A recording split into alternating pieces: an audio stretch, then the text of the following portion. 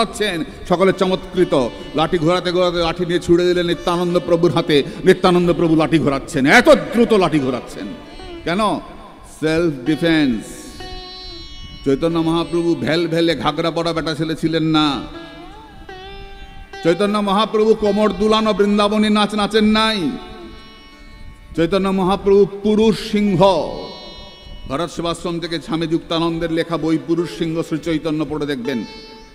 ওই চওড়া কাঁধ, ওই 7.5 ফুট লম্বা ছেলেটা, আমরা 6 ফুট লম্বা হলি কত লম্বা বলে, চৈতন্য মহাপ্রভুর নিমাই ছিলেন 7.5 ফুট লম্বা। তার পায়ের মাপ ছিল কত? 18 ইঞ্চি। ভাবতে পারো 18 ইঞ্চি পা ছাপ? বলে মিথ্যা। মিথ্যা নয়। পুরীর জগন্নাথের পাশে যে মহাপ্রভুর পায়ের ছাপটা পুজো হয় দেখেছো? চরণ চিহ্ন পুজো হয়, ওটা আগে প্রভুর জগন্নাথের সামনে ছিল, পরবর্তীকালে রাধারমণ চরণদাস বাবাজি মহারাজ ওটা তুলে নিয়ে গিয়ে আলাদা স্থাপন করেন।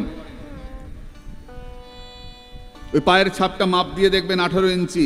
ঝাড়খণ্ডের পথে মহাপ্রভু যখন চলেছেন ওই পশুদেরকে উদ্ধার করতে করতে, ঝাড়খণ্ডের পায়ের মাপ আমি নিজে মাপ দিয়ে দেখেছি। পাথরের উপর যে চরণ চিহ্ন বলে যারা গেছিলেন তারা জানবেন, আমি নিজে মাপ দিয়ে দেখেছি 18 ইঞ্চি পাপ। মহাপ্রভুর যে খড়মটা, নিমাইয়ের যে খড়মটা ইয়েতে রয়েছে তোমার গম্ভীরায়, গম্ভীরা মঠে যে খড়মটা রয়েছে, খড়মটা তাকিয়ে দেখো, ওই খড়মটা আমাদের মতো সাধারণ মানুষ পড়তে পারবে না, পড়ে চলতে পারবে না। ওই রকম দীর্ঘকায়, ওই রকম বলিষ্ঠ পুরুষ না হলে ওই খড়ম পায়ে দিয়ে চলা যাবে না। যার পায়ের ছাপ 18 ইঞ্চি, তার শরীরটা কত বড় ছিল! সিংহ পুরুষ শ্রী চৈতন্য মহাপ্রভু। চৈতন্য মহাপ্রভু যখন যবনেরা যখন কাজী যখন বলে দিলেন নবদ্বীপে আর কীর্তন করা যাবে না, নবদ্বীপে কীর্তন বন্ধ, তখন কে ডাক দিয়েছিল সবাইকে এক করার জন্য? কে ডাক দিয়েছিল রে? নিমাই ডাক দিয়েছিলেন। সবাইকে বলেছিলেন আজকে সন্ধ্যেবেলা সবাই আসবে, খোল করতাল মশাল জ্বালিয়ে আসবে, ঘাগরা পরে আসবে না, মশাল জ্বালিয়ে আসবে। এবং লক্ষ লক্ষ মানুষ নিমাইয়ের ডাকে ছুটে এসছেন।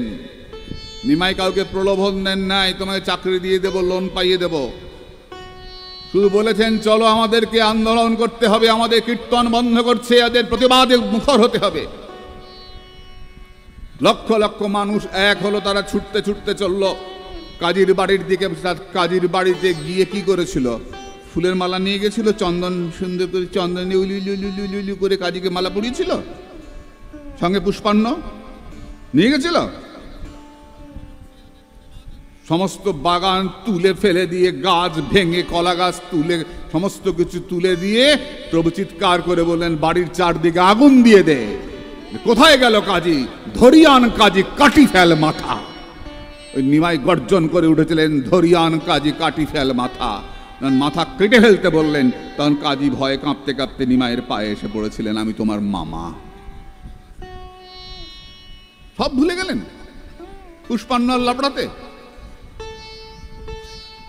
আমার নিমাই সিংহ পুরুষ, সিংহের গর্জন, চৈতন্য সিংহের নবদ্বীপে অবতার, সিংহ গিব সিংহ বীর্য সিংহের হুঙ্কার। সেই সিংহ বসুক জীবের হৃদয় কন্দরে, কলমদ দীরদন আসে যাহার হুঙ্কারে। আমরা সেই চৈতন্যদেবের ধারায় অনুপ্রাণিত, তার আদর্শ অনুপ্রাণিত। তাই কি হলো? তুমি যদি মনে করো যে এই জগতে তুমি চিরকাল থাকবে, তুমি জগতে চিরকাল থাকবে না। তুমি যখন, ঠাকুর ওঙ্কারনাথ বলেছেন, যখন এসেছিস তখন একটা দাগ রেখে যা। যখন এসেছিস তখন একটা দাগ রেখে যা, কিছু ভালো কাজ করে যাও।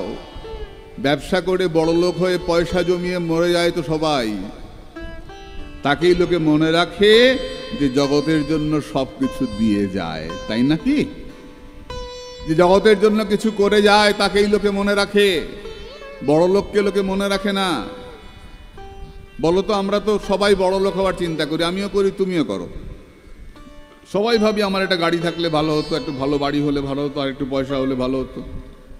আমরা বড় লোক হতে সবাই চাই। সত্যি কথা বলো তো, বলুন তো বাবা, আপনারা কারো বাড়িতে বড় লোকের ছবি টাঙিয়ে ধূপকাঠি দেখান? কেউ দেখান যে 10 জন বড় লোক, ভারতবর্ষের সেরা 10 জনের ছবি টাঙিয়ে রোজ সন্ধ্যাবেলা কেউ দেখা ধূপকাঠি? আমরা বড় লোককে শ্রদ্ধা করি না, আমরা সাধুকে শ্রদ্ধা করি। যারা ভক্তি ধনে ধনী আমরা তাদেরকে শ্রদ্ধা করি, আমরা বীর সন্তানদের শ্রদ্ধা করি। আমরা সুভাষ জয়ন্তী পালন করি, বড় লোকের জন্মদিন পালন করি আমরা? পালন করি না। কাজেই যারা দেশের জন্য কাজ করবে, সমাজের জন্য কাজ করবে, ধর্মের জন্য কাজ করবে, সমাজ তাদেরকে মনে রাখবে।